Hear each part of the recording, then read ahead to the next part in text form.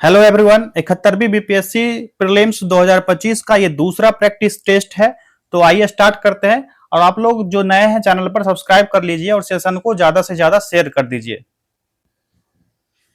किस पुर्तगाली शासक ने स्वयं को 16वीं शताब्दी के प्रारंभ में अरब, फारस और भारत के साथ होने वाले व्यापार का मालिक घोषित कर दिया था? तो वो था मैनुअल प्रथम। ऑप्शन सी राइट आंसर हो जाएगा, क्योंकि अपनी विकसित समुद्री शक्ति और तकनीक, अस्त्र, इस सब के कारण पुर्तगालियों ने 15वीं शताब्दी के अंत और 16वीं शताब्दी के शुरू में स्टार्टिंग में ही हिंद महासागर के व्यापार पर अरब व्यापारियों के प्रभुत्व को नष्ट करके अपनी स्थिति को बढ़ा लिया था, सुदृढ़ कर लिया था। नेक्स्ट क्वेश्चन है, जब तक आप समुद्री प्रभुत्व रखते हैं आप भारत पर नियंत्रण रखेंगे, और यदि आप ऐसी शक्ति नहीं रखते हैं तो आपको समुद्री तट पर किला उपलब्ध नहीं होगा। यह कथन जो है भारत में पुर्तगाली शक्ति के अभ्युदय के संदर्भ में किसका है, यह पूछा जा रहा है। इसका राइट आंसर हो जाएगा option B, Francisco de Almeida का यह कथन है। ठीक, नेक्स्ट क्वेश्चन है, डचों की व्यापारिक संस्था क्या कहलाती थी? तो इसको कहा जाता था वोक, VOC। Option A right answer हो गया। और मार्च 1602 ईस्वी में इसकी स्थापना डच संसद द्वारा की गई थी। किसकी? वोक की। कब? 1602 ईस्वी में, मार्च में। अगला प्रश्न है, 18वीं शताब्दी के मध्य में रोहेलखंड राज्य की स्थापना किसने की थी? इसका राइट आंसर हो जाएगा अली मोहम्मद खान। ऑप्शन सी, अली मोहम्मद खान के द्वारा की गई थी 1739 ईस्वी में। अगला प्रश्न है, अंग्रेजी ईस्ट इंडिया कंपनी और बंगाल के नवाब के बीच किस वर्ष अलीनगर की संधि संपन्न हुई थी? तो यह हो जाएगा 1757 ईस्वी में हुई थी। किसके किसके? प्लासी की युद्ध से पहले बंगाल के नवाब सिराजुद्दौला और ईस्ट इंडिया के कंपनी के बीच हुई थी। कब? तो फरवरी 1757 में। अगला प्रश्न है, निम्नलिखित में से बंगाल के किस गवर्नर जनरल को मार्क्विस की उपाधि प्रदान की गई थी? तो यह आर्थर वेलेजली था। कौन? Arthur Wellesley. Option D right answer हो जाएगा। जो चौथा आंग्ल मैसूर युद्ध था 1799 ईस्वी में, उस समय बंगाल का गवर्नर जो था आर्थर वेलेजली था, और इस युद्ध में उसने दो सहयोगी, उसका जो मुख्य सेनापति था उसकी भूमिका में था। और जो चौथा आंग्ल मैसूर युद्ध हुआ था वह एक निर्णायक युद्ध रहा था, आप लोग को पता होगा। और इसके बाद जो हुआ था, मैसूर पर ईस्ट इंडिया कंपनी का प्रभाव, नियंत्रण आ गया था। नेक्स्ट क्वेश्चन है, आज के उग्रवादी कल के उदारवादी बन जाएंगे।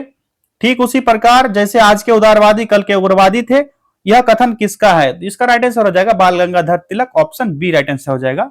ठीक, अगला प्रश्न है, भारतीय विश्वविद्यालय अधिनियम कब पारित किया गया था? तो यह किया गया था 1904 ईस्वी में फ्रेंड्स, 1904 में किया गया था। और भारतीय विश्वविद्यालय को राजनीतिक क्रांतिकारियों की उपज तैयार करने के लिए एक फैक्ट्री के तौर पर अंग्रेज द्वारा वर्णित किया जाता था उस समय। और 1904 ईस्वी में भारतीय विश्वविद्यालय अधिनियम पारित करके विश्वविद्यालय पर सरकारी नियंत्रण और कड़ा कर दिया गया। ये सभी फैक्ट्स आप लोग याद रखिएगा। बंगाल विभाजन के विरोध में बंगाल में कब शोक दिवस मनाया जाता था? तो यह मनाया जाता था 16 अक्टूबर 1905 ईस्वी को। और आंदोलनकारी ने इस दिन को शोक दिवस के रूप में मनाया था। लोग व्रत रखते थे, गंगा स्नान करते थे, नंगे पांव पदयात्रा निकालते थे, और वंदे मातरम गीत भी गाते थे जब पदयात्रा निकाला जाता था, जो आगे जाकर के भारतीय स्वतंत्रता आंदोलन का मुख्य गीत भी बन गया, वंदे मातरम भी। ठीक, अगला है कि भारतीय राष्ट्रीय कांग्रेस ने अपने किस वर्ष अधिवेशन में स्वराज की प्राप्ति को अपना मुख्य लक्ष्य घोषित किया था? तो यह कलकत्ता अधिवेशन 1906 ईस्वी में किया गया था, दादा भाई नौरोजी की अध्यक्षता में। किन्होंने? दादा भाई नौरोजी के द्वारा यह अध्यक्षता की गई थी। ओके, नेक्स्ट क्वेश्चन है, स्वदेशी आंदोलन के कार्यकर्ताओं के अनिवार्य अध्ययन करने के लिए एक पुस्तक निर्देशित की गई थी, उस पुस्तक का नाम क्या था? उसका नाम था देशोर कथा, देशेर कथा। ऑप्शन सी राइट आंसर हो गया। अरविंद घोष के करीबी थे सहयोगी जो सखाराम गणेश देउस्कर, उनका नाम था, क्या नाम था? सखाराम गणेश देउस्कर, उनका यह नाम था। और इनके द्वारा ही 1904 ईस्वी में देशेर कथा प्रकाशित की गई थी। यह कथा जो है 1904 ईस्वी में प्रकाशित की गई थी। अगला प्रश्न है, राष्ट्रीय शिक्षा परिषद की स्थापना कब की गई थी? तो वह हुई थी 15 अगस्त 1906 को। ऑप्शन डी राइट आंसर हो जाएगा।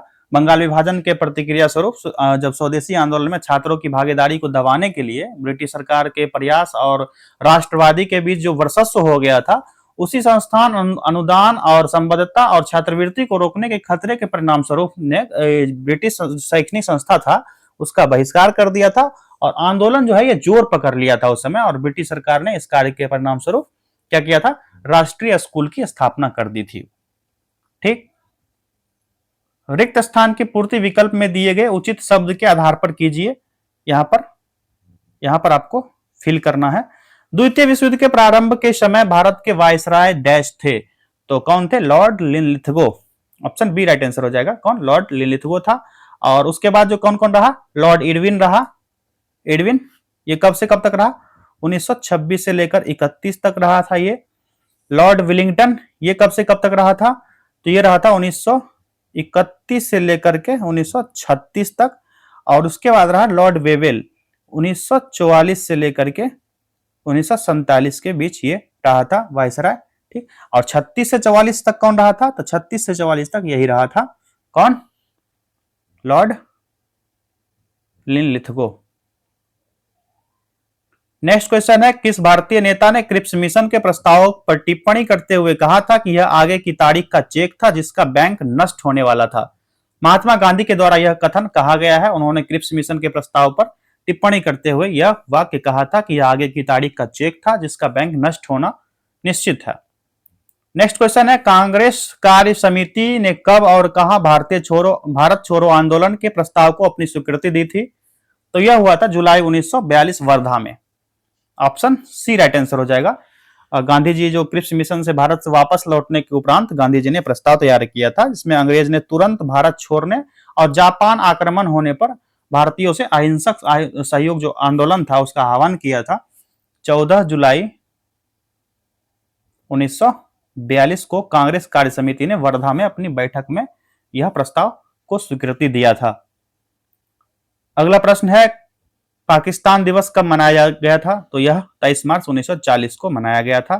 कब, 23 मार्च 1940 को। जहां एक तरफ अंग्रेज का जो विरोधी था वो जन प्रतिरोध उफान पर था, तो दूसरी तरफ सांप्रदायिक गतिविधियां भी जोर पकड़ रही थी। अंततः देश का विभाजन हो गया, फलतः आप देख सकते हैं भारत पाकिस्तान अलग हो गया।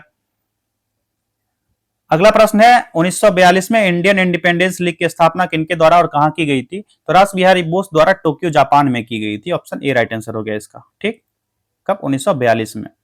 और बैंकॉक जो उस समय जापानी प्रभुत्व में था वहां यह निर्णय लिया गया कि जो आईएनए है, इंडियन नेशनल इंडिपेंडेंस लीग, यह इसी के अंतर्गत काम करेगी। अगला प्रश्न देखते हैं, 1942 के भारत छोड़ो आंदोलन के दौरान किस स्थान पर स्थापित समानांतर सरकार सबसे लंबी समय तक चली थी, तो यह चली थी सतारा में। ऑप्शन सी राइट आंसर हो गया, सतारा। अगला प्रश्न है, शिलालेखों एवं अन्य पुराने अभिलेखों के अध्ययन को क्या कहा जाता है, तो इसको कहा जाता है epigraphy. Option B is the right answer. जहां शिलालेख के महत्वपूर्ण पुरातात्विक स्रोत होते हैं उससे ऐतिहासिक जानकारियों की, जैसे मुहर हो गया, पत्थर हो गया, खंभा, चट्टान, तांबा का गोला, मंदिर का दरवाजा, ये सब पर अभिलेख निर्भर करता था कि यहाँ पर उत्कीर्ण अभिलेख है, यहाँ पर जरूरी है रहना। और शिलालेख के अध्ययन को क्या कहा जाता है, पुरालेख कहा जाता है, एपिग्राफी कहा जाता है। ठीक, अगला प्रश्न है, अशोक के शिलालेख सर्वप्रथम कब और किनके द्वारा पढ़े जा सके थे, इसका राइट आंसर हो जाएगा ऑप्शन सी, 1837 ईस्वी में जेम्स प्रिंसेप के द्वारा पढ़ा गया था।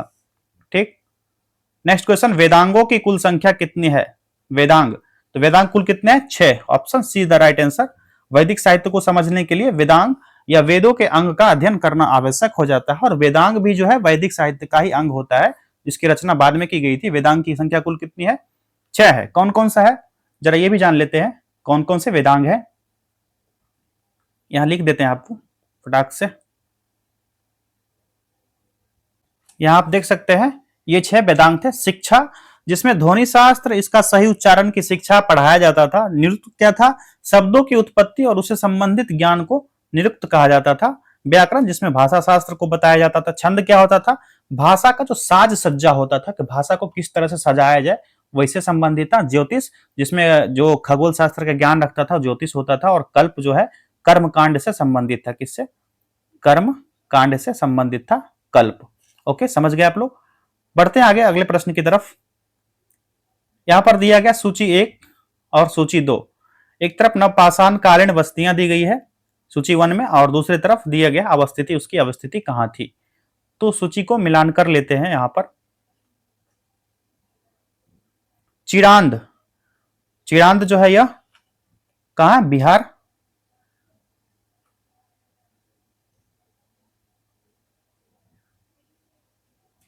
मिलान करते हैं, चिरांद बिहार में। बुर्जहोम कर्नाटका, ठीक। कोलडीहवा, कोलडीहवा आपको पता है उत्तर प्रदेश हो गया, कोलडीहवा। उतनूर कहां है, उतनूर यह हो जाएगा आंध्र प्रदेश। और पिलकीहल यह हो जाएगा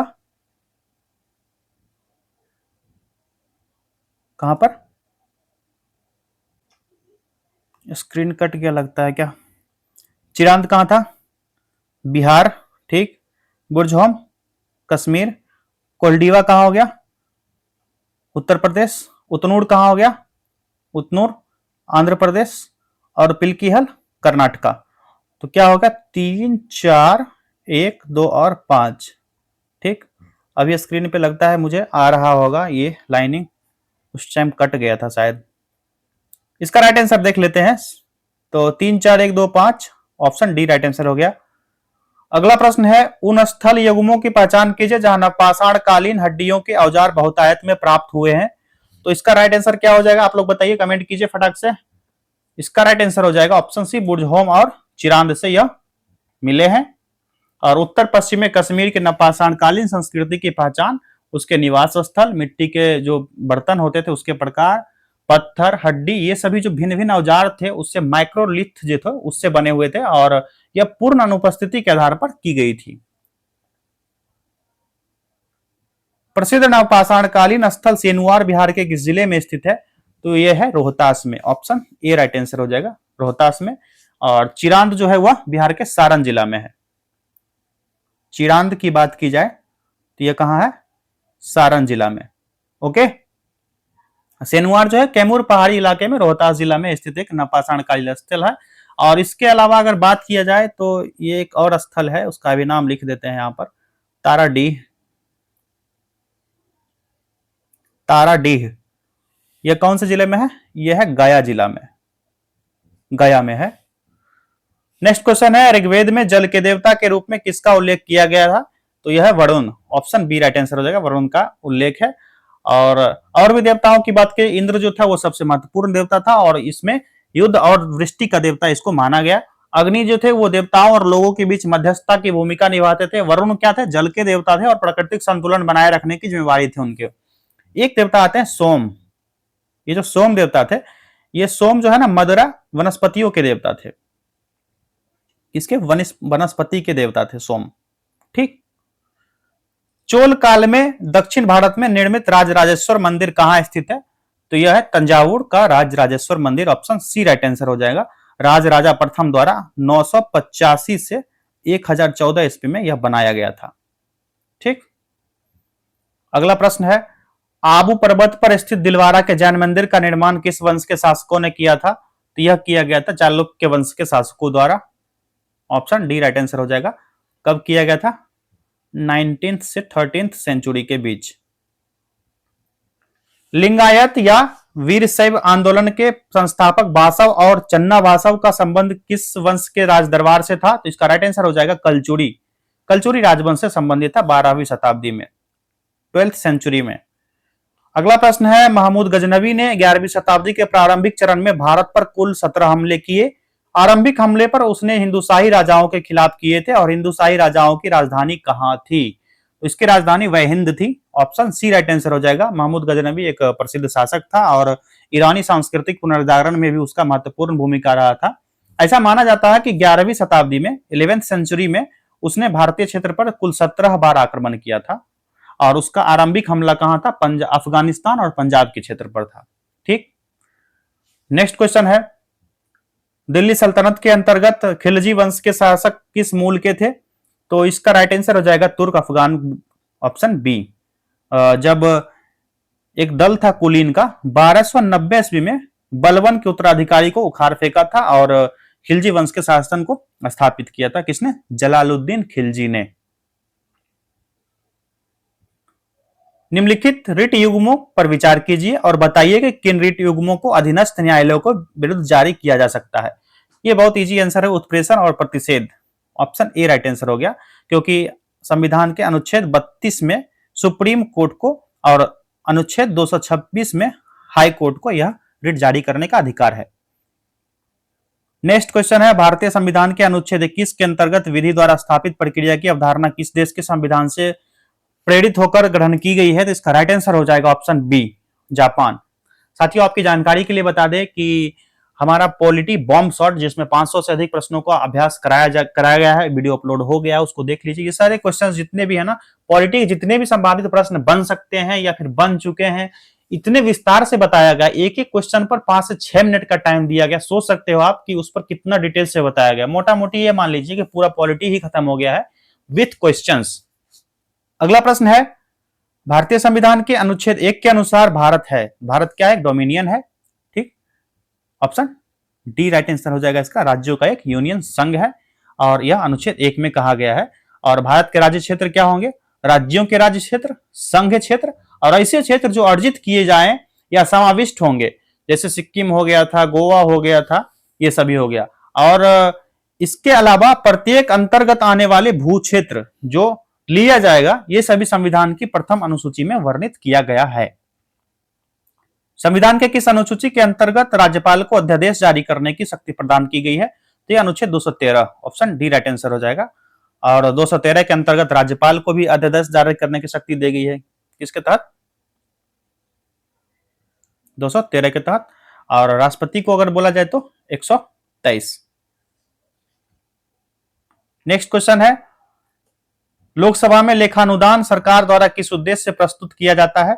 तो इसका राइट आंसर हो जाएगा ऑप्शन डी, निश्चित अवधि के लिए संचित निधि से धन निकालने के लिए, आर्टिकल 116 के अकॉर्डिंग।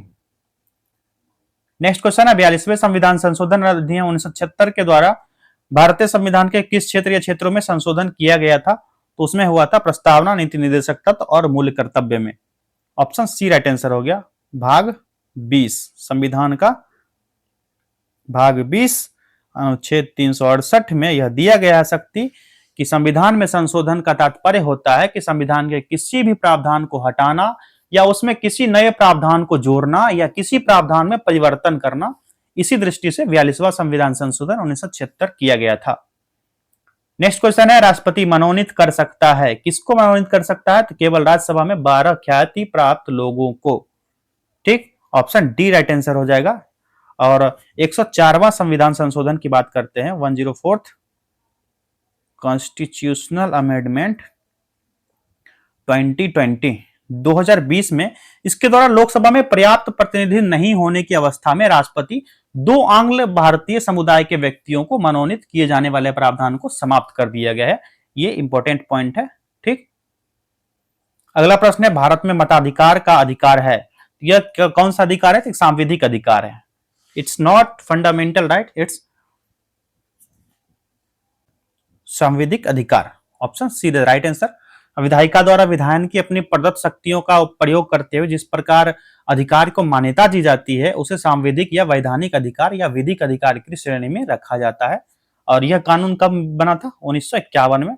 वो पूरा वीडियो आप देखिए जिसमें पॉलिटी का पूरा क्वेश्चन कराया है, उसमें बहुत डिटेल्स में बताया गया है। ठीक, नेक्स्ट क्वेश्चन है, भारत के उच्चतम न्यायालय के किसी संवैधानिक या विधिक मामले पर सलाह लेने का अधिकार किसे प्राप्त है? तो यह है राष्ट्रपति को। ऑप्शन ए राइट आंसर हो जाएगा इसका। आर्टिकल 143 क्लॉज 1 के अकॉर्डिंग भारत के राष्ट्रपति को किसी संवैधानिक या विधि के प्रश्न को लेकर उच्चतम न्यायालय से परामर्श करने का अधिकार दिया गया है। हालांकि उच्चतम न्यायालय परामर्श देने हेतु बाध्य नहीं होता है और ना ही राष्ट्रपति का परामर्श उस समय जो दिया जाता है उसके अनुसार कार्य करने के लिए वह बाध्य होता है, वह स्वतंत्र होता है। नेक्स्ट है, भारत की वर्तमान राष्ट्रपति श्रीमती द्रौपदी मुर्मू व्यक्ति के क्रम की दृष्टि से किस क्रम की राष्ट्रपति है? तो 15वीं राष्ट्रपति बनी है। वेरी इजी आंसर, यह 15वीं राष्ट्रपति बनी है। और कार्यकाल की क्रम से बोला जाए तो वह 17वीं हो जाएंगी। ठीक, अगला देख लेते हैं प्रश्न। निम्नलिखित कथनों पर विचार करें। कथन यहां पर दिया गया है। ठीक, इसका राइट आंसर चुनना है। यहां पर कहा जा रहा है सत्य कथन का चयन करने के लिए। तो क्रस्ट भाग का औसत घनत्व 2.7 ग्राम प्रति सेंटीमीटर क्यूब है, और जबकि यह पृथ्वी के कुल आयतन का 0.5% भाग घेरे हुए है। तो ये कथन सही है। पृथ्वी का औसत घनत्व 5.5 ग्राम सेंटीमीटर क्यूब है, सही है। रेपेटी असंबद्धता निचले मेंटल तथा ऊपरी क्रोड के सीमा क्षेत्र का कहा जाता है, तो ये गलत है, ये जो है गलत दिया गया है कथन, ऑप्शन 3। तो ऑप्शन बी राइट आंसर हो जाएगा, ये सत्य कथन है, क्योंकि रेपेटी असंबद्धता ऊपरी मेंटल और निचले मेंटल के बीच की सीमा क्षेत्र को रेपेटी असंबद्धता कहा जाता है। कौन सा? ऊपरी मेंटल, ऊपरी मेंटल और निचली मेंटल। यहां पर दिया गया है निचला मेंटल और ऊपरी क्रोड, तो नहीं, ऐसा नहीं होगा। निचला मेंटल और ऊपरा मेंटल, ऊपरी मेंटल के बीच की सीमा को रेपेटी असंबद्धता कहा जाता है, इसलिए ऑप्शन कथन 3 जो था वो गलत था।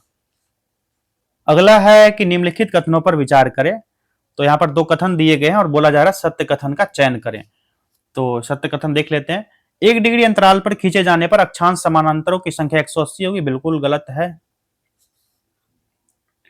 1 डिग्री अंतराल पर खींचे गए 2 अक्षांश के मध्य की दूरी 111.5 किलोमीटर होती है, यह भी कथन गलत है। तो सही आंसर क्या हो जाएगा? ना तो 1 ना ही 2। आपको बता दें कि अक्षांश समानांतर जो रेखा होती है, पैरेलल्स ऑफ लैटिट्यूड, काल्पनिक रेखा का एक समूह होता है जो पृथ्वी के चारों ओर पूर्व से पश्चिम दिशा में विषुवत रेखा के समानांतर खींचा जाता है, और इसको अक्षांश रेखा कहा जाता है। अथवा भूमध्य रेखा से एक समान कोणीय दूरी वाले स्थान को मिलाने वाली रेखा को अक्षांश रेखा कहा जाता है। भूमध्य रेखा क्या होता है? 0 डिग्री अक्षांश रेखा, और इस स्थिति पर सभी स्थानों का अक्षांश क्या होगा? 0 डिग्री होगा, ध्यान रखिएगा। और भूमध्य रेखा के उत्तर में क्या होगा? मान चलिए 0 है, इसके उत्तर में क्या होगा बताइए? तो उत्तरी स्थित अक्षांश रेखा को उत्तरी अक्षांश रेखा कहा जाएगा, और इसके दक्षिण में जो होगा उसको दक्षिणी अक्षांश रेखा कहा जाएगा। और इसी तरह इसके दक्षिण में, इसी तरह अगर मान चलिए कि जो सेम देशांतर रेखाएं भी होगी पूरब से पश्चिम की ओर, ठीक। और यदि समानांतरों के एक अंतराल पर खींचते हैं तो उत्तरी और दक्षिणी दोनों गोलार्धों में 89 अक्षांश समानांतर होंगे। कितने? यहां पर जो दिए गए थे 180 नहीं होगा, कितना होगा? 89 अक्षांश समानांतर होंगे, ठीक, ध्यान रखिएगा। और यहां पर जो दिया गया है कि 90 डिग्री नॉर्थ और 90 डिग्री साउथ ध्रुव पर सिर्फ एक बिंदु मात्र है, ना कि रेखा। इस प्रकार विषुवत रेखा को लेकर अक्षांश समांतरों की संख्या 179 हो जाएगी। कितने? 179। तो ना ही पहला कथन सही है, ना ही दूसरा कथन, ना तो 1 ना ही 2। ऑप्शन डी राइट आंसर हो गया इसका।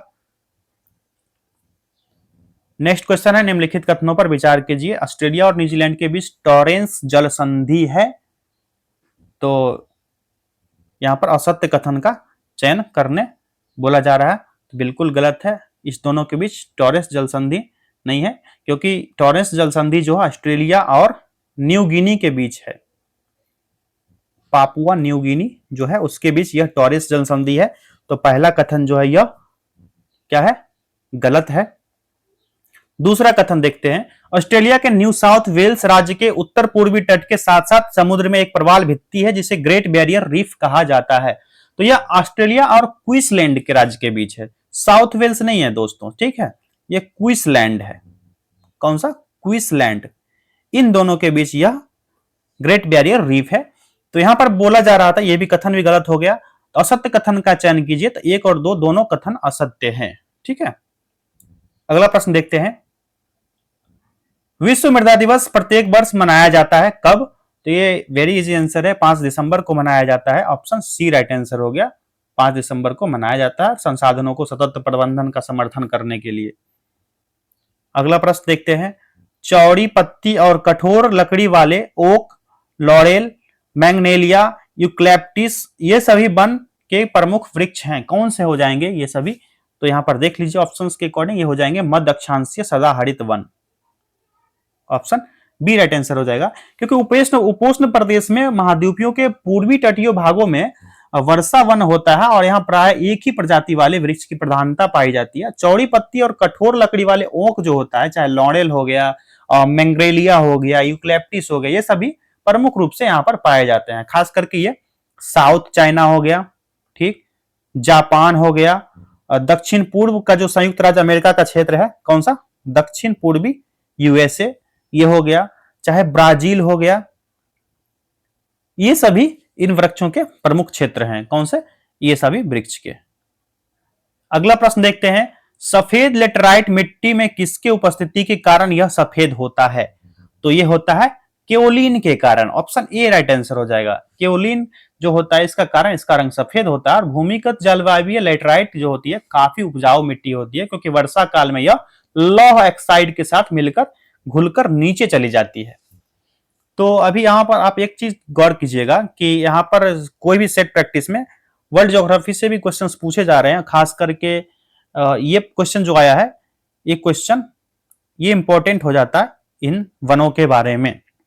बाकी बात मैंग्रोव क्षेत्र हो गया, चाहे समुद्री जलजीवीय क्षेत्र हो गया, ये सभी तो पूछे जाते हैं ये सभी। लेकिन ये वाला क्षेत्र जो है ना, आप एनसीईआरटी बुक से ज्यादा कवर करेंगे तो बेस्ट क्वेश्चन आंसर आप कर पाएंगे एग्जाम के टाइम में। अगला प्रश्न देखते हैं, वेम्बनाड झील के संदर्भ में निम्नलिखित कथनों पर विचार करें। यह केरल में स्थित खारे जल की लैगून झील है। यहां पर पहले देख लेते हैं, सत्य कथन का चयन करने बोला जा रहा है, ठीक है। तो यह जो है खारे पानी का झील है और लैगून झील है, और इसी झील में वेलिंगटन द्वीप भी स्थित है। कौन सा, वेलिंगटन द्वीप, यहां लिख देते हैं। तो पहला कथन क्या है, सही है, इसी झील में वेलिंगटन द्वीप स्थित है। दोनों कथन सही है, एक और दो दोनों राइट आंसर हो गया। निम्नलिखित में से सत्य कथन की पहचान कीजिए। सत्य कथन का पहचान करने बोला जा रहा है, तो इसका मिलान कर लेते हैं। पश्चिम बंगाल की सीमा बांग्लादेश तथा नेपाल से संलग्न है, सही है, सही है। लद्दाख की सीमाएं 3 देशों को स्पर्श करता है, सही है। अगला, बिहार की सीमा मात्र एक देश को स्पर्श करता है, ठीक है। तो सत्य कथन का पहचान करने बोला जा रहा है, तो 1, 2 और 3 तीनों कथन सत्य हैं। यहां पर एक चीज आपको दिखा देते हैं, कौन से देश से भारत की राज्य की कौन सी सीमाएं लगती है।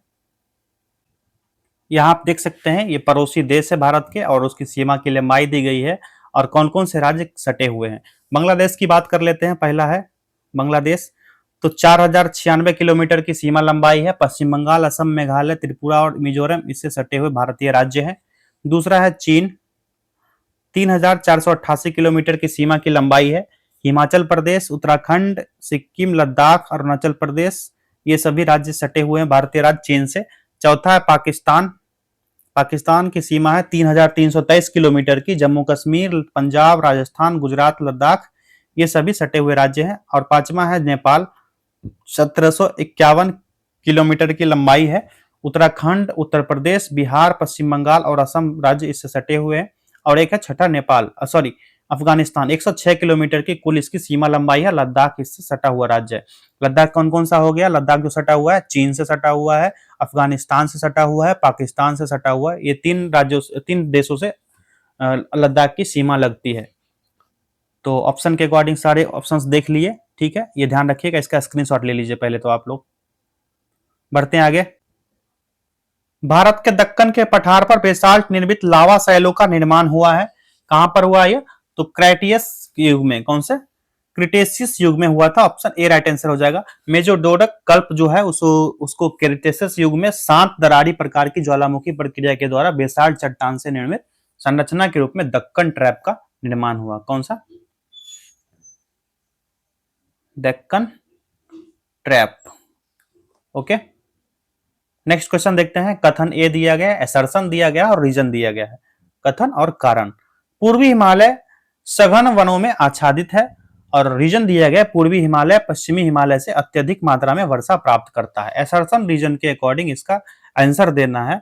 तो पूर्वी हिमालय का विस्तार सिक्किम के कहा, सिंगातीला पर्वत से लेकर के पूर्वी हिमालय की सीमा तक स्थित है। और पूर्वी हिमालय जो है पश्चिमी हिमालय से लगभग कितना, 4 गुना अधिक वर्षा की मात्रा प्राप्त करता है। और उच्च वर्षा के कारण यहाँ सघन वन का विकास हुआ है। जहां पर औसत वर्षा कितना होता है, 200 सेंटीमीटर या उससे अधिक भी होता है। और यहाँ पर जैव विविधता हॉटस्पॉट भी स्थित है। तो इस तरह जो है असर्शन और रीजन दोनों सही हो जाता है। और रीजन जो है असर्शन की व्याख्या करता है। असर्शन और रीजन दोनों सही है। ऑप्शन ए राइट आंसर हो गया। और रीजन जो है असर्शन की सही व्याख्या है। नेक्स्ट क्वेश्चन है कि सूची 1 को सूची 2 से सुमेलित कीजिए। एक तरफ सूची 1 में नदी दिया गया है, दूसरा सूची 2 में सहायक नदियां दी गई है। तो यहां पर देख लेते हैं, तो गंगा की सहायक नदी कौन सी हो जाएगी? सोन, सही है। सिंधु का श्योक, गोदावरी का सबड़ी, कावेरी का सिमासाई। अरे वेरी इजी आंसर यार, ऑप्शन ए राइट आंसर हो गया इसका। ठीक, गंगा कहां से निकलती है? गंगोत्री से। सिंधु बोखरचू ग्लेशियर तिब्बत से निकलती है। गोदावरी कहां से निकलती है? त्र्यंबकेश्वर नासिक से। और कावेरी कहां से निकलती है? ब्रह्मगिरी पर्वत कर्नाटका से। समझ गए? नेक्स्ट है सतपुरा श्रेणी के संदर्भ में असत्य कथन की पहचान कीजिए। तो यह केवल मध्य प्रदेश में अवस्थित है, ये असत्य कथन है। ऑप्शन बी राइट आंसर होगा, ये कथन सही नहीं है। बाकी यह राजपीपला, महादेव तथा मैकाल श्रेणी के रूप में विस्तृत है, सही है। धूपगढ़ इसका सर्वोच्च चोटी है, सही है। नर्मदा तथा ताप्ती नदियों के बीच जल विभाजन का कार्य करता है, ये भी कथन सही है। तो सतपुरा पहाड़ी का जो विस्तार है कहां से है? मध्य प्रदेश से होते हुए महाराष्ट्र की सीमा से लेकर छत्तीसगढ़ और छोटा नागपुर पठार तक है। और इसका जो धूपगढ़ है चोटी जो है 1350 मीटर है। ये धूपगढ़ चोटी है, कितना है? 1350 मीटर हाइट है इसका। नेक्स्ट क्वेश्चन देखते हैं। असर्शन रीजन का फिर से क्वेश्चन दिया गया है। पश्चिमी घाट के पवनाभिमुखी ढाल पर लगभग 250 सेंटीमीटर तक वर्षा होती है। इसका रीजन बताया गया है कि भारत में होने वाली वर्षा मुख्यतः भुजाकृतियों यानी उच्चावन द्वारा नियंत्रित होती है। तो असर्शन रीजन की बात कर लेते हैं, क्योंकि भारत में होने वाली मानसूनी वर्षा मौसमी होती है जो जून से सितंबर के बीच होती है। सबसे पहले तो इसको जान लेते हैं, कब से? जून से सितंबर तक यह होती है। और भारत में होने वाली वर्षा मुख्यतः भूआकृति जो उच्चावच द्वारा नियंत्रित होती है। उदाहरण के लिए अगर मान लिया जाए तो पश्चिमी घाट के पवनाभिमुखी ढाल होता है, वहां पर 250 सेंटीमीटर तक वर्षा होती है। कितना? 250 सेंटीमीटर तक वर्षा होती है। और इस प्रकार उत्तर पूर्वी भारत में पहाड़ियों की विशेष स्थिति, यही कारण है कि भारी वर्षा वहां पर ऐसी स्थिति बन जाती है। तो इसका राइट आंसर हो जाएगा ऑप्शन ए। असर्शन और रीजन दोनों सही है, और रीजन जो है असर्शन की व्याख्या करता है। निम्नलिखित में से सत्य कथन की पहचान कीजिए। तो यहां देख लेते हैं कौन सा कथन सत्य है। तो अरुणाचल प्रदेश सर्वाधिक शिशु लिंगानुपात वाला राज्य है, कथन सही है। अंडमान निकोबार न्यूनतम शिशु लिंगानुपात वाला केंद्र शासित प्रदेश है, बिल्कुल ये गलत है। क्योंकि भारत में शिशु लिंगानुपात की बात की जाए तो 919 है। और सर्वाधिक वाला राज्य कौन सा? अरुणाचल प्रदेश। ठीक, और सर्वाधिक शिशु लिंगानुपात वाला केंद्र शासित प्रदेश जो होगा अंडमान निकोबार से पुदुचेरी। कौन सा?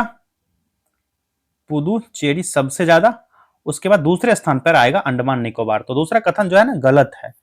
तो ऑप्शन एक राइट आंसर हो जाएगा, ऑप्शन ए। और न्यूनतम शिशु लिंगानुपात वाला केंद्र शासित प्रदेश की बात की जाए तो दिल्ली और चंडीगढ़ में कौन सा हो जाएगा? तो दिल्ली में कम हो जाएगा और चंडीगढ़ में ज्यादा, क्योंकि ये दिल्ली चंडीगढ़ बहुत मामले में हाईलाइट में रहता है, तो पूछ सकता है ये, इसलिए बता रहे हैं आपको। भूसनतियों को पर्वतों का पालना किसने कहा गया था? तो ऑप्शन बी राइट आंसर रहेगा, कोबर ने कहा था। किसने? कोबर ने। किसको? भूसन्नति सिद्धांत को, जियो सिंक्लेन थ्योरी। और मॉर्गन और आइजैक का प्लेट विवर्तन की सिद्धांत जो है सर्वाधिक मान्य हो जाता है, क्रेडल ऑफ माउंटेन्स कहा जाता है इसको, पर्वतों का पालना। भारत सरकार द्वारा वर्तमान में प्रयुक्त जीडीपी की गणना हेतु आधार वर्ष क्या है? तो यह 2011-12, ऑप्शन सी राइट आंसर हो जाएगा। 1956 में औद्योगिक नीति प्रस्ताव के अंतर्गत शामिल नहीं है, तो क्या शामिल नहीं हो जाएगा? तो इसका राइट आंसर हो जाएगा ऑप्शन सी। उद्योगों को 4 व्यापक श्रेणियों में वर्गीकृत किया गया है। और भारत का आर्थिक संविधान जो है इकोनॉमिक कॉन्स्टिट्यूशन ऑफ इंडिया, इसको राज्य पूंजीवाद का बाइबिल भी कहा जाता है, बाइबिल ऑफ स्टेट कैपिटलिज्म माना जाता है इसको। नेक्स्ट क्वेश्चन है, प्लान्ड इकोनॉमी फॉर इंडिया पुस्तक के लेखक कौन है? तो ये हो जाएंगे ऑप्शन बी, एम विश्वेश्वरैया। 1934 में इस पुस्तक को इंडिया में प्रकाशित किया गया था। और 10 वर्षीय कार्यक्रम के बारे में इसमें बताया गया है, 10 ईयर्स प्लान के बारे में।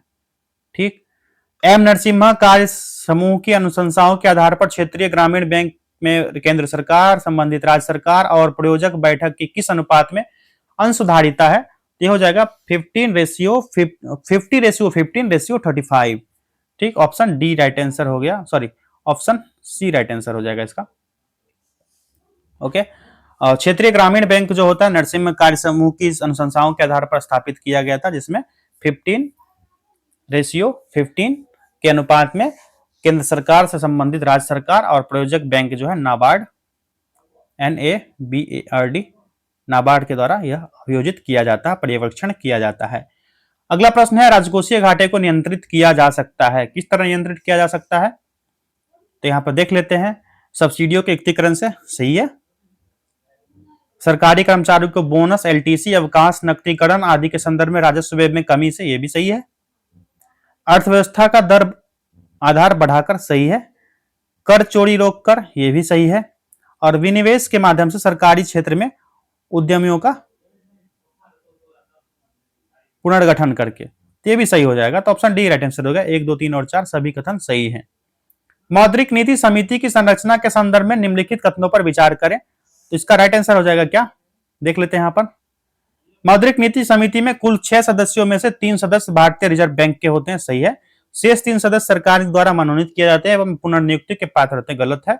वित्त मंत्री मौद्रिक नीति समिति के पदेन अध्यक्ष होते हैं, ये भी गलत कथन दिया गया है, क्योंकि संशोधित भारतीय रिजर्व बैंक अधिनियम के प्रावधानों के अनुसार मौद्रिक नीति में कुल 6 सदस्य में से 3 सदस्य जो होते हैं भारतीय रिजर्व बैंक से होते हैं और गवर्नर, ये जो उप गवर्नर होते हैं मौद्रिक नीति के प्रभारी होते हैं और RBI द्वारा नामित एक अधिकारी होता है। और शेष 3 सदस्य की बात की जाए तो सरकार द्वारा मनोनीत किया जाता है और बाहरी सदस्य जो होता है 4 वर्ष तक पद धारण कर सकता है और वह पुनर्नियुक्ति के पात्र नहीं होते हैं। समझ गए? सांसद हो गया, विधायक हो गया, विधान पार्षद हो गया, यानी MP, MLA, MLC और लोक सेवाओं जो पब्लिक सर्वेंट होते हैं उसको भारत सरकार द्वारा मौद्रिक नीति समिति यानी MPC सदस्य नियुक्त नहीं किया जा सकता है। और भारतीय रिजर्व बैंक के गवर्नर जो होते हैं MPC के पदेन अध्यक्ष होते हैं और समिति की बैठक वर्ष में कम से कम 4 बार होती है। एक वर्ष में कम से कम कितने बार? 4 टाइम्स होती है। अगला प्रश्न देखते हैं, निम्नलिखित कथनों पर विचार कीजिए। ठीक है, तो यदि किसी सूचीबद्ध कंपनी में निवेश 10% से कम होता है तो इसे पोर्टफोलियो निवेश कहा जाता है। ठीक ठीक, सही है। किसी सूचीबद्ध कंपनी में अगर शेयरधारिता 10% से कम हो जाती है तो FDI पोर्टफोलियो निवेश में बदल जाएगा। तो ये कथन जो है ये गलत है, क्योंकि गैर सूचीबद्ध कंपनी में किसी भी सीमा तक, जब चाहे वह प्रदत्त पूंजी हो, चाहे वो किसी भी प्रतिशत मात्रा में हो, तो निवेश को FDI माना जाएगा। और कोई निवेश FDI है या पोर्टफोलियो निवेश, यह निवेश के प्रतिशत से निर्धारित होता है। यदि मान लीजिए किसी सूचीबद्ध कंपनी में निवेश 10% से कम होता है तो इसे पोर्टफोलियो निवेश कहा जाता है। अगर एक बार FDI है तो सदैव FDI ही रहता है। अगर शेयरधारिता 10% से अगर मान चलिए कम हो गया 10% से, तो यह विदेशी पोर्टफोलियो निवेश नहीं होगा बल्कि FDI ही रहेगा। ठीक, तो ये गलत दिया गया है।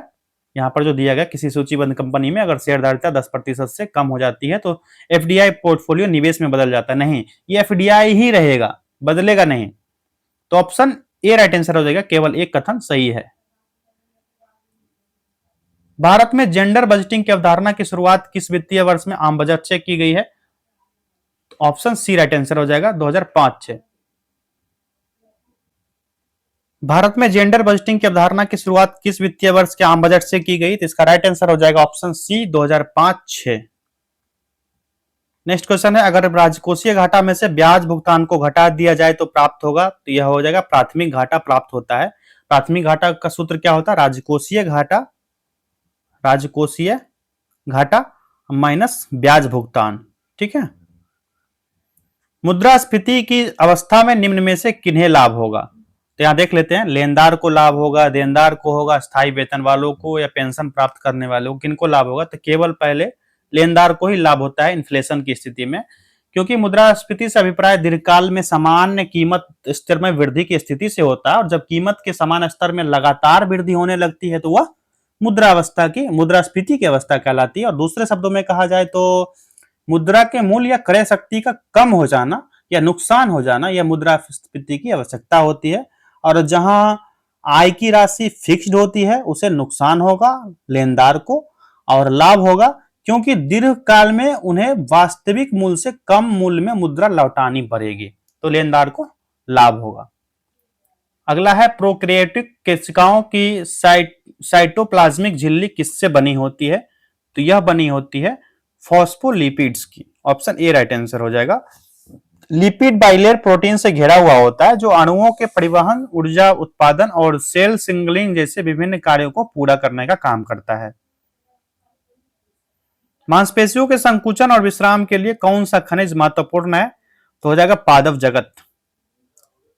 यहां पर कोई भी ऑप्शन नहीं दिया गया है। कैल्शियम, कैल्शियम हो जाएगा, सॉरी, कैल्शियम इसका राइट आंसर हो जाएगा। नेक्स्ट है, किस जगत में ऐसे जीव शामिल है जो स्वपोषी और बहुकोशिकीय होते हैं? तो पादप जगत, इसका राइट आंसर हो जाएगा पादप जगत।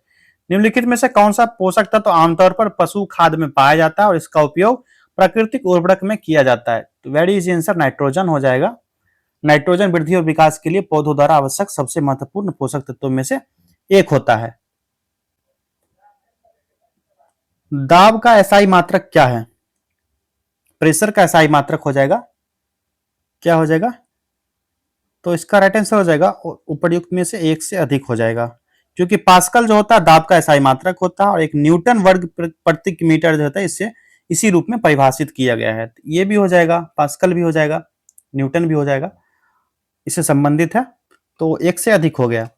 निम्नलिखित में से कौन एक अदिश राशि नहीं है? अदिश राशि नहीं है पूछा जा रहा, तो बल, बल एक अदिश राशि नहीं है, बल एक सदिश राशि है, क्योंकि इसमें परिमाण और दिशा दोनों होता है। उस घटना का क्या नाम है जिसके कारण आकाश नीला दिखाई देता है? तो प्रकीर्णन, ऑप्शन सी राइट आंसर हो जाएगा, प्रकीर्णन, स्कैटरिंग। आधुनिक आवर्त सारणी में किसी वर्ग में ऊपर से नीचे की ओर आने पर परमाणु की त्रिज्या में इसका जो मान होगा इसका क्या परिवर्तित होगा या नहीं, ये पूछा जा रहा है। तो ये बढ़ेगा, क्या होगा? बढ़ेगा, क्योंकि मेंडलव के आवर्त सारणी के अनुसार यदि तत्वों को उनके बढ़ते हुए परमाणु भार के क्रम में सजाया जाए तो उसकी एक निश्चित संख्या के बाद लगभग समान गुण वाले तत्व पाए जाते हैं। नेक्स्ट है, यूकैरियोटिक कोशिका में प्रोटीन संश्लेषण के लिए कौन सा अंग उत्तरदायी है? ये हो जाएगा ribosome, option A right answer हो गया, राइबोसोम। ये और वह छोटी झिल्ली सहित संरचनाएं होती है जो या तो साइटोप्लाज्म में मुक्त अवस्था में पाई जाती है या एंडोप्लाज्मिक रेटिकुलम से जुड़ी होती है। और राइबोसोम राइबोसोमल आरएनए और प्रोटीन से बने होते हैं। किससे? राइबोसोमल आरएनए या प्रोटीन से। अगला है केंद्रीय रिक्तिका, सेंट्रल वैक्यूल, जो केवल पादप कोशिका में पाई जाती है, इसका क्या कार्य है? तो इसका कार्य हो जाएगा या पानी और अन्य पदार्थों को स्टोर करने का काम करता है, ऑप्शन सी राइट आंसर हो जाएगा। ठीक, अगला है, निम्नलिखित में से वह घटना क्या है जिसके कारण तरंगे एक छोटे छिद्र से गुजरने के बाद फैलती है? तो हो जाएगा विवर्तन, ऑप्शन सी राइट आंसर होगा, विवर्तन। जब प्रकाश या ध्वनि तरंगे किसी अवरोध से टकराती है तो वे अवरोध के किनारों तक मुड़ जाती है और अवरोधक की ज्यामितीय छाया में प्रवेश कर जाती है और इसे डिफ्रैक्शन कहा जाता है। पूर्ण आंतरिक परावर्तन क्या है? पूर्ण आंतरिक परावर्तन क्या हो जाएगा? जब प्रकाश का एक क्रांतिक कोण जो है क्रिटिकल एंगल होता है उसी कारण से उसी माध्यम में वापस परावर्तित हो जाता है, तो वह पूर्ण परावर्तन होगा, पूर्ण आंतरिक परावर्तन, ऑप्शन सी राइट आंसर हो गया इसका। निम्नलिखित में से कौन सा उष्मीय विस्तार थर्मल एक्सप्लेशन का उदाहरण है? तो राइट आंसर हो जाएगा एक से अधिक, क्योंकि उष्मीय विस्तार जो थर्मल एक्सपेंशन होता है, यह घटना है जहां तापमान में बदलाव के कारण पदार्थ फैलती है या सिकुड़ने का काम करती है। जब किसी पदार्थ को गर्म किया जाता है तो उसके कण जो होते हैं गतिज ऊर्जा को प्राप्त करते हैं, जिससे वे अधिक गति और कंपन करते हैं। यह गति और कंपन पदार्थ का विस्तार कारण बनता है। और यदि धातु की छड़ गर्म होने पर फैलती है यानी थर्मल विस्तार होता है, थर्मल एक्सपेंशन होता है, इसी का एग्जाम्पल है। जैसे तैसे धातु का छड़ तापमान बढ़ने लगता है और छड़ में कण गतिज ऊर्जा प्राप्त करने लगता है तो अधिक गति करता है, जिससे छड़ का विस्तार होने लगता है। तो ये सभी कथन सही हैं, तो उपर्युक्त में से एक से अधिक हो जाएगा। निम्नलिखित में से किस एल्युमिनियम लवण का इस्तेमाल रक्त के स्राव को अधिक रोकने के लिए किया जाता है? तो हो जाएगा इसका राइट आंसर पोटाश फिटकरी, पोटाश फिटकरी को। ठीक, इसका रासायनिक सूत्र क्या होता है देख लीजिए, यहां पर लिख देते हैं। पोटाश फिटकरी का रासायनिक सूत्र हो जाएगा K2SO4 into Al2 into SO4 into 3 into 24H2O। ठीक, ये फॉर्मूला हो गया, स्क्रीनशॉट ले लीजिए आप लोग। आगे बढ़ते हैं। फलों, सब्जियों और साबुत अनाज में पाया जाने वाला कौन सा पोषक तत्व एक प्रकार का कार्बोहाइड्रेट है जिसे मनुष्य द्वारा पचाया नहीं जा सकता है? तो यह हो जाएगा fibre, option A right answer हो जाएगा। और यह पौधों पर आधारित खाद्य पदार्थों जैसे फल, सब्जियां हो गया साबुत अनाज हो गया, मेवा और फलियों में यह पाया जाता है फाइबर। नींद और जागने के चक्र को नियंत्रित करने के लिए कौन सा हार्मोन उत्तरदायी है? ये हो जाएगा melatonin. Option A right answer हो गया।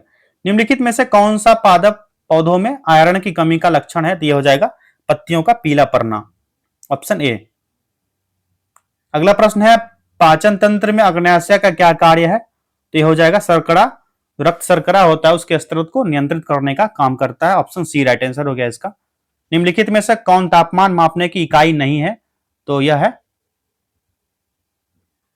Kelvin, degree Celsius, Fahrenheit. एक से अधिक हो जाएगा। ऑप्शन डी राइट आंसर हो जाएगा इसका, क्योंकि तापमान एक भौतिक मात्रा है जो किसी संदर्भ में बिंदु के सापेक्ष किसी वस्तु या प्रणाली की गर्माहट या ठंडक का प्रतिनिधित्व करता है, और यह कणों की गतिज ऊर्जा जो औसत गतिज ऊर्जा होता है उसका एक माप होता है जो वस्तु या प्रणाली को बनाने का काम करता है, और इसे आमतौर पर डिग्री सेल्सियस, केल्विनियन और फ़ारेनहाइट की इकाई में मापा जाता है।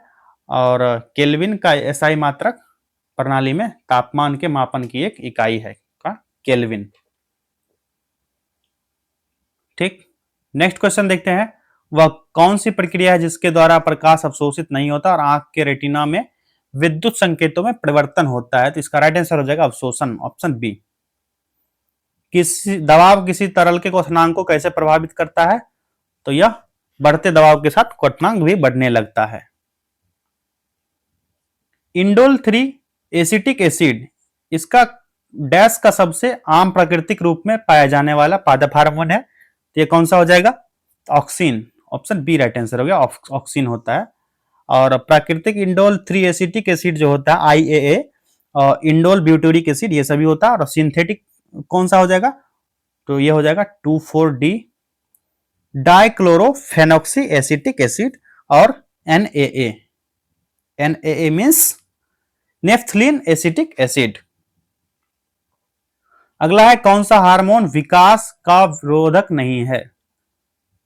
कौन सा हो जाएगा हार्मोनिया जो अवरोधक नहीं है विकास का? तो ये हो जाएगा ऑक्सीन, IAA, FCC कॉम्प्लेक्स सभी हो जाएगा। ऑप्शन डी राइट आंसर हो जाएगा। ये प्लांट हार्मोन्स हो जाएंगे। निम्नलिखित में से किस कोशिकांग में DNA नहीं होता है? तो कौन सा होगा कोशिकांग? तो lysosome. Option B right answer हो गया इसका। अगला है कोशिका सिद्धांत के बारे में निम्नलिखित कथनों में से कौन सा कथन सत्य है? सत्य कथन पूछा जा रहा है, तो इसका राइट आंसर चूज करना है आपको। तो हो जाएगा ऑप्शन बी, कोशिका सिद्धांत वायरस पर लागू नहीं होता है। Option B is the right answer. Next one question is निम्नलिखित कथनों पर विचार करें, यहां विचार कीजिए। और बोला जा रहा है सत्य कथन का चयन करने के लिए। तो ये दोनों कथन दिए गए हैं, इस पर देख लेते हैं। मोनेरा एवं फंजाई में प्रजनन की विधि संयुग्मन है, प्लांटी और एनिमेलिया में प्रजनन की विधि निषेचन है। तो ये सही है। और मोनेरा और फंजाई में प्रजनन की विधि संयुग्मन है, ये कथन गलत है। ठीक है, तो ऑप्शन बी राइट आंसर होगा, केवल बी ये कथन सही है। तो कौन से लक्षण किस प्रकार की कोशिका या 5 जगत होते हैं पौधे के? Monera, protista, fungi, Plantae, animalia. और कोशिका के प्रकार, कोशिका भित्ति, केंद्रक झिल्ली, काय संरचना और पोषण की विधि और उसकी प्रजनन की विधि क्या होती है कौन से कोशिकाओं में? तो लक्षण के आधार पर देख लेते हैं थोड़ा विस्तार से। यहां पर आप देख पा रहे होंगे, यहां पर कोशिका के प्रकार दिए गए हैं। कोशिका के प्रकार यहां पर दिया गया पादप जगत मोनेरा, प्रोटिस्टा, फंजाई, प्लांटी और एनिमेलिया। इसका स्क्रीनशॉट ले लीजिए आप लोग तो बेटर रहेगा। इतना बताने में जो जितना टाइम लगेगा आप लोग कोशिश कीजिए कि इसको पढ़ के अपने माइंड मैनेज कर लीजिए। आगे बढ़ते हैं प्रश्न की तरफ। कहा जा रहा है सत्य कथन का चयन करें।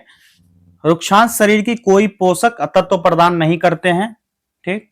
दूसरा है रुक्षांश की पूर्ति मुख्यतः पादप उत्पादों से होती है। तीसरा, ये हमारे भोजन का आवश्यक अवयव नहीं है। तो यहां मिलान कर लेते हैं। कूट दिया गया, सत्य कथन का चयन करने बोला जा रहा है, तो इसका राइट आंसर हो जाएगा ऑप्शन 1 एवं 2 सत्य है और ऑप्शन 3 जो है यह गलत है, क्योंकि हमारे खाने में रुक्षांश की आपूर्ति मुख्यतः पादप उत्पादों से होती है। रुक्षांश के मुख्य स्रोत साबुत खाद्यान्न हो गया, दाल हो गया, आलू हो गया, ताजे फल, ये सब्जियां, ये सभी होते हैं। तो ये हमारे भोजन का आवश्यक अवयव नहीं है, यह गलत है, यह आवश्यक अवयव हैं।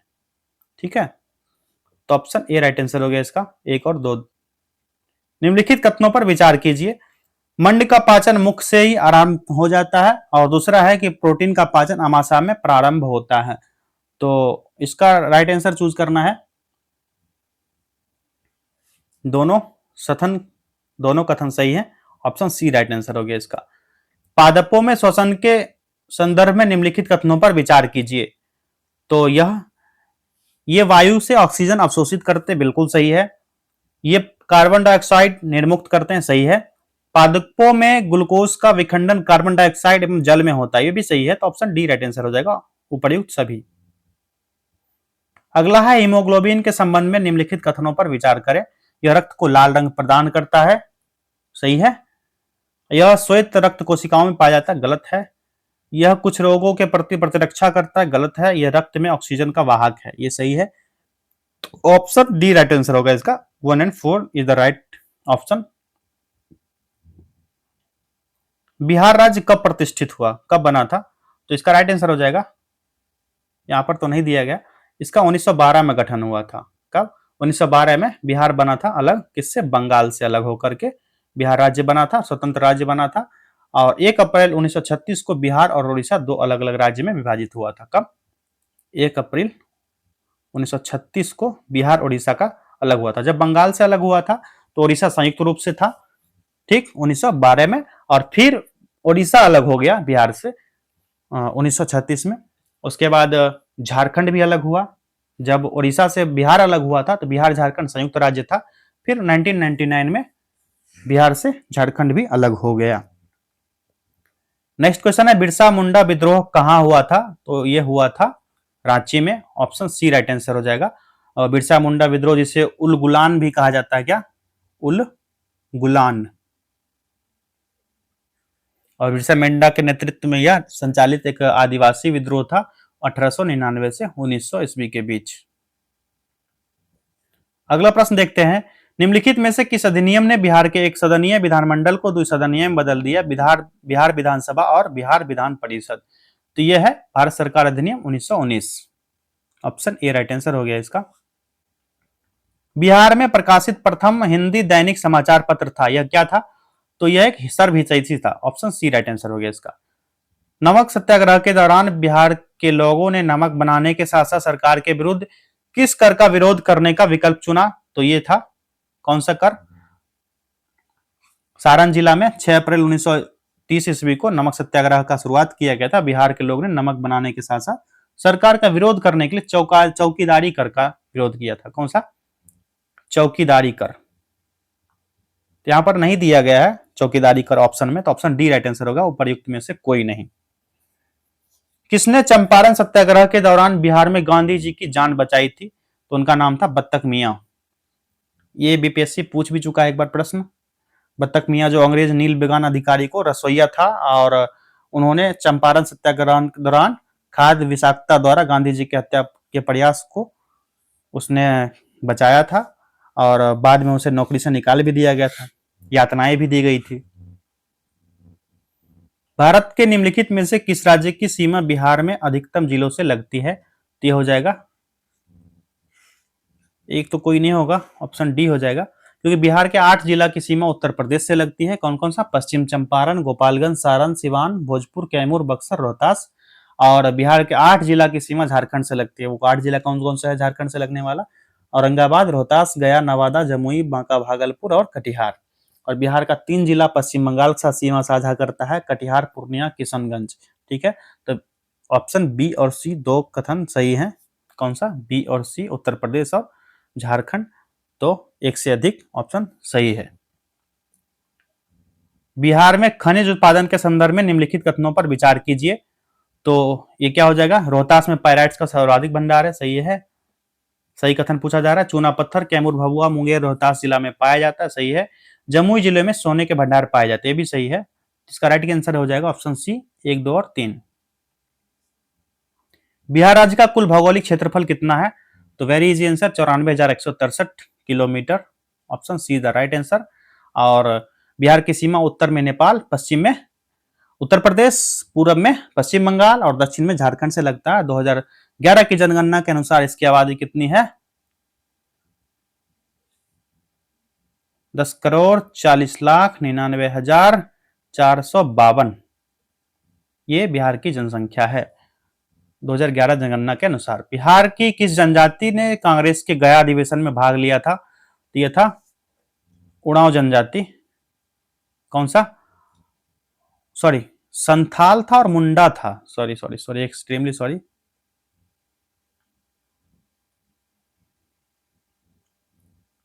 उड़ाव जनजाति सिर्फ उड़ाव ही था। आप एक बार गूगल कर लीजिएगा, उड़ाव ही था। नेक्स्ट क्वेश्चन देखते हैं, biography of Kunwar and Amar Singh के लेखक कौन है? तो ये थे Kalikinkar Datta. Option C right answer है, कलिकिंकर दत्त थे। अगला प्रश्न देखते हैं, दिल्ली सल्तनत के शासक इल्तुतमिश द्वारा बिहार पर कब आक्रमण किया गया? तो यह हुआ था 1225 में। ऑप्शन बी राइट आंसर होगा, 1225 ईस्वी में यह बिहार शरीफ और बाढ़ पर अधिकार कर लिया गया और तिलैयागढ़ी के समीप जो हिसामुद्दीन निवास थी उसकी अधीनता स्वीकार कर ली थी उसने। नेक्स्ट है, बिहार में 1937 में गठित कांग्रेस मंत्रिमंडल द्वारा किसकी अध्यक्षता में एक श्रम जांच समिति की नियुक्ति की गई थी? तो ये थे राजेंद्र प्रसाद की अध्यक्षता में। ऑप्शन सी राइट आंसर हो गया। अगला है, निम्नलिखित में से कौन सा मिलान गलत है? गलत पूछा जा रहा है, तो हो जाएगा मंझर कुंड जलप्रपात नालंदा। ये गलत कथन दिया गया है, ठीक है, क्योंकि यह सासाराम में है, नालंदा में नहीं है। ये कहां पर है? सासाराम में।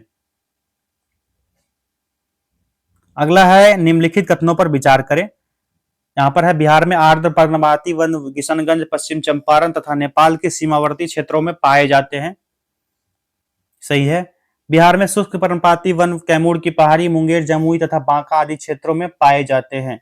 ये भी कथन सही है, बिहार के अधिकांश क्षेत्रों में आर्द्र पर्णपाती वन पाए जाते हैं। ये गलत कथन दिया गया है, तो इसका राइट आंसर हो जाएगा ऑप्शन बी, 1 और 2 दोनों ये सही हो जाएंगे, क्योंकि बिहार में अधिकांश भागों में इस प्रकार के वन पाए जाते हैं और वन जो होता है पहाड़ी क्षेत्र हो गया, मुंगेर, जमुई, बांका ये सभी क्षेत्र में अधिकतर पाए जाते हैं। और इस पेड़ कौन कौन से हो जाते हैं? शीशम हो गए, यहाँ तो संभव नहीं है लिखना, लेकिन जो संभव हो पाता है वो लिख देते हैं। शीशम हो गया, अमल,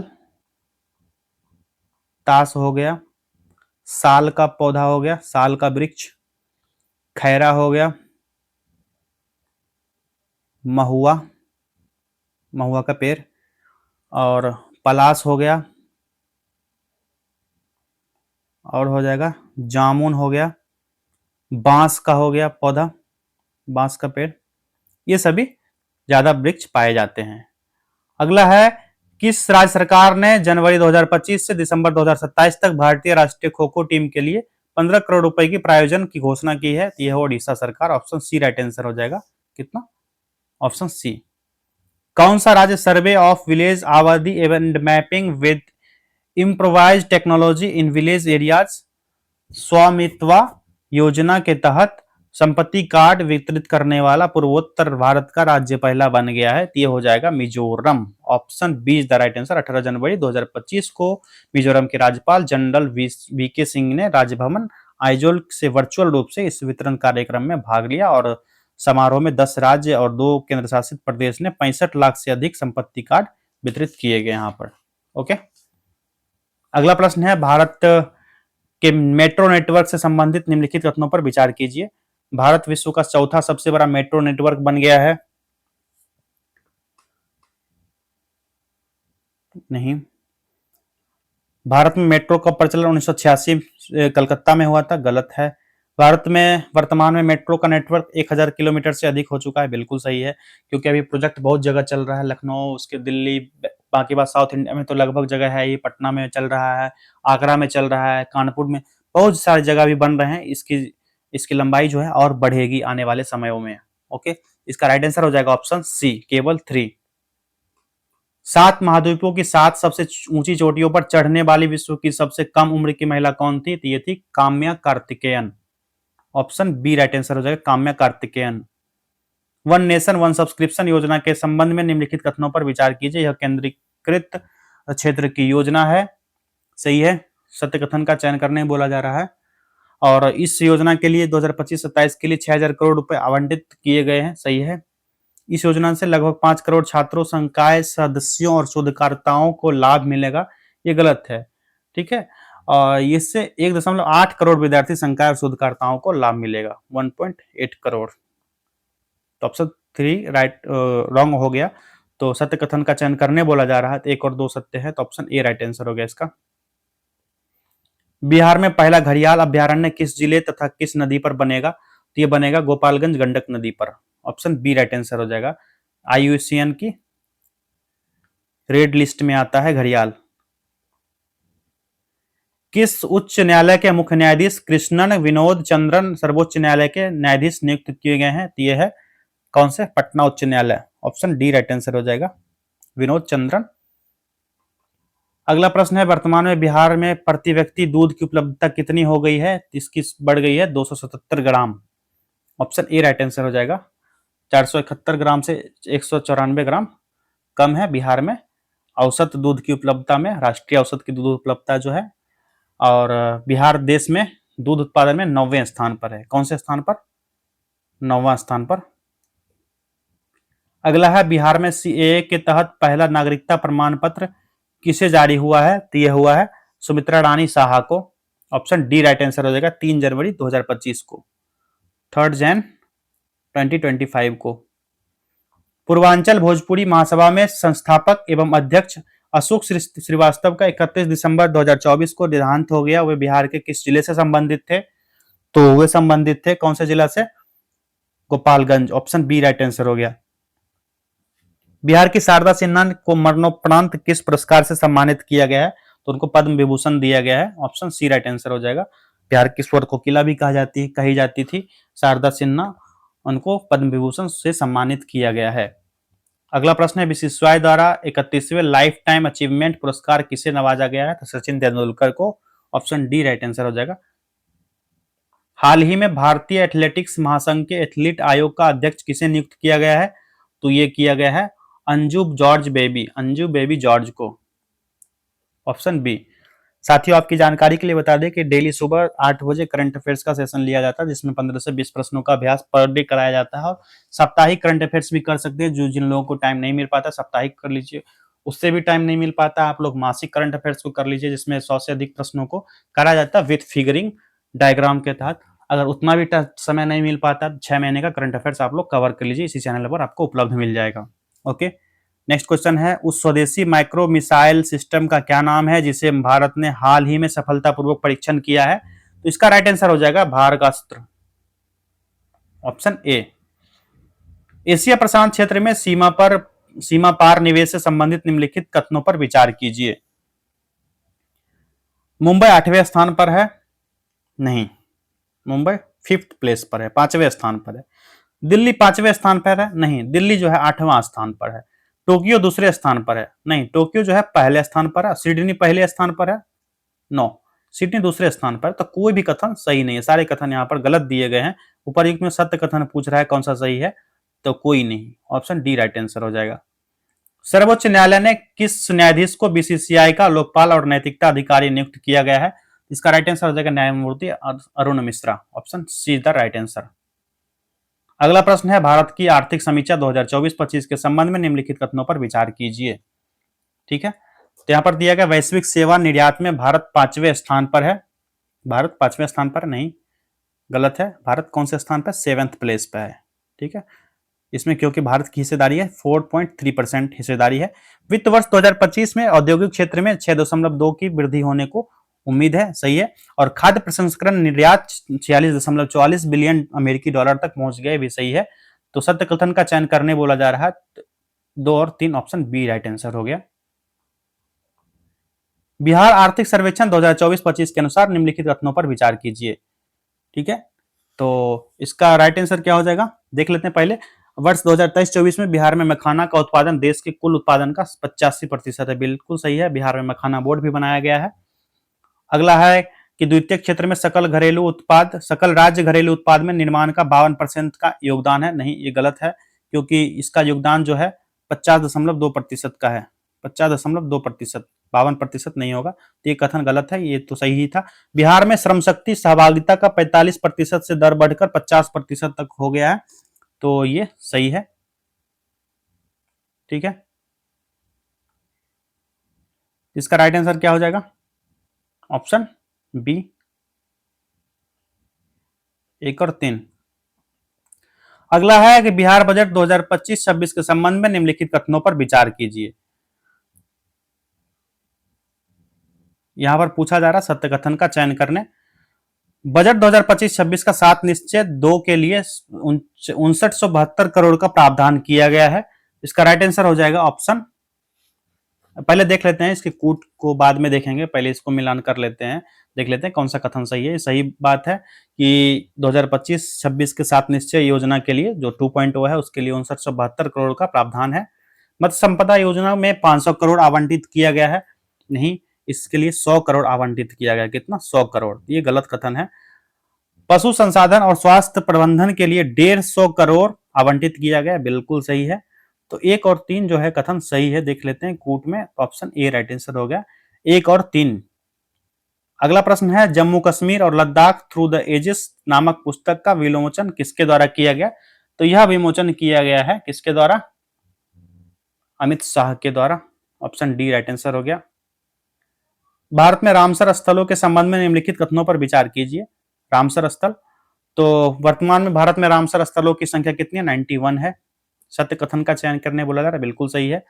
झारखंड जो है उधवा झील रामसर स्थल में शामिल है, सही है। सिक्किम का पहला रामसर स्थल खेचो ओप लड़ी वेटलैंड है, सही है। तो हो जाएगा 1, 2 और 3। देख लेते हैं कौन सा है, ऑप्शन डी राइट आंसर हो गया इसका। 18वें प्रवासी भारतीय दिवस सम्मेलन के मुख्य अतिथि कौन थे? तो ये थे त्रिनाद और टोबैगो की राष्ट्रपति, त्रिनाद और टोबैगो की राष्ट्रपति। हाल ही में एसबीआई द्वारा गरीबी पर रिपोर्ट जारी की गई है, इस संबंध में निम्नलिखित कथनों पर विचार कीजिए। ये कथन दिए गए, देख लेते हैं। ग्रामीण गरीबी वित्त वर्ष 2023-24 में घटकर 4.86% तक रह गई है। सत्य कथन का चयन करने बोला जा रहा है, सही है ये बात। और शहरी गरीबी वर्ष 2023-24 में घटकर 4.9% रह गई है, ये भी सही है। तो दोनों कथन सही है, 1 और 2 दोनों हो जाएंगे, option C right answer. Beti Bachao Beti Padhao अभियान की 1 दशक की उपलब्धियों के संबंध में निम्नलिखित कथनों पर विचार कीजिए। तो क्या हो जाएगा? जन्म के समय लिंगानुपात 918 से बढ़कर 950 हो गई, नहीं। सत्य कथन का चयन करने बोला, नहीं, ये गलत है, क्योंकि यह 918 से बढ़कर 930 हुई थी। माध्यमिक शिक्षा में लड़कियों का नामांकन 75.51% से बढ़कर 78% तक हो गई, सही है। और संस्थागत प्रसव दर 61% से बढ़कर 97.3% हो गई, सही है। तो देख लेते हैं कूट की सहायता से सही आंसर चूज करने बोला जा रहा, तो ऑप्शन सी राइट आंसर हो जाएगा, 1 और 3, सॉरी 2 और 3 होगा ना, 2 और 3। ग्लोबल फायर पावर इंडेक्स 2025 से संबंधित निम्नलिखित कथनों पर विचार कीजिए। प्रथम तथा द्वितीय स्थान पर क्रमशः संयुक्त राज्य अमेरिका तथा रूस है। तृतीय तथा चौथे स्थान पर क्रमशः चीन तथा भारत है। तो दोनों कथन सही है, 1 और 2, ऑप्शन सी राइट आंसर हो गया। किस देश ने 1 जनवरी 2025 को बुर्का पर प्रतिबंध लागू कर दिया है? ये देश है स्विट्जरलैंड, ऑप्शन बी। किस देश के राष्ट्रपति ने 2025 में हैंड इन हैंड थीम के साथ समुदाय का वर्ष घोषित किया है? यह है यूएई के राष्ट्रपति Sheikh Mohammed bin Zayed Al Nahyan, option A right answer हो गया इसका। 82वां गोल्डन ग्लोबल अवार्ड के संबंध में निम्नलिखित कथनों पर विचार कीजिए। बेस्ट फिल्म का अवार्ड एमिलिया पेरेज जो फ्रांस की फिल्म को मिला है। बेस्ट अभिनेता का अवार्ड एड्रियन बॉर्डरी ब्रूटालिस्ट फिल्म हेतु मिला है। और बेस्ट अभिनेत्री का अवार्ड जो है फर्नांडा टोरेस जो I am still here film को मिला है, ये एक सही है। आगे देखते हैं और भी है। बेस्ट निर्देशक का अवार्ड जो है ब्रेडी कॉर्बेट ब्रूटालिस्ट को इसको मिला है। तो सभी सही हो जाएंगे ना, ऑप्शन डी राइट आंसर हो गया, सभी सही थे ये। भारत में मनाया गया अंतरराष्ट्रीय लवी मेला का संबंध किस देश से संबंधित है? यह तो यह तिब्बत से संबंधित है। लवी मेला इंटरनेशनल लवी फेयर वास्तव में हिमाचल प्रदेश के रामपुर बुसहर शिमला जिला में प्रतिवर्ष 11 से 14 नवंबर के बीच मनाया जाता है। अगला प्रश्न है निम्नलिखित कथनों पर विचार कीजिए। बिरसा मुंडा की जयंती को जनजातीय गौरव दिवस के रूप में 2021 में मनाया जा रहा है, सही है। अगला है 2024 में जनजातीय गौरव दिवस का मुख्य आयोजन बिहार के जमुई जिले के बल्लोपुर गांव में हुआ था, यह भी सही है। और इस समारोह में पीएम ने बिरसा मुंडा के नाम पर 100 रुपए का चांदी का सिक्का और एक डाक टिकट का अनावरण किया है।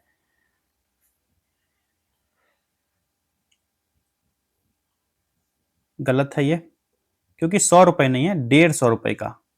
कितना? 150 रुपए का अनावरण हुआ है चांदी का सिक्का। तो इस तरह इसका राइट आंसर हो जाएगा, क्या हो जाएगा? Option A. पहला और दूसरा कथन सही था, तीसरा नहीं था, क्योंकि इसमें 100 रुपए के नोट की बात कही जा रही है, इसमें 150 रुपए नोट का अनावरण हुआ है। अब आगे के प्रश्न जो है ये गणित और रीजनिंग से होंगे, तो इसका आंसर बता देते हैं और लास्ट में इसका सॉल्यूशन भी आपको शो करा देंगे ताकि वीडियो लंबा ना हो पाए। इसका राइट आंसर हो जाएगा ऑप्शन सी। अगला प्रश्न है, इसका राइट आंसर हो जाएगा 142 का 36, ऑप्शन ए। नेक्स्ट क्वेश्चन है 143, ऑप्शन ए राइट आंसर हो गया इसका 36। 144 का राइट आंसर हो जाएगा ऑप्शन ए।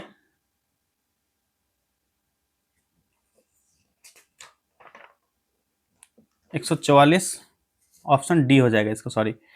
11 और 90 के बीच कितनी संख्याएं हैं जो 7 से भाग हो जाती हैं? तो ये हो जाएंगे 11, ऑप्शन सी राइट आंसर हो गया इसका।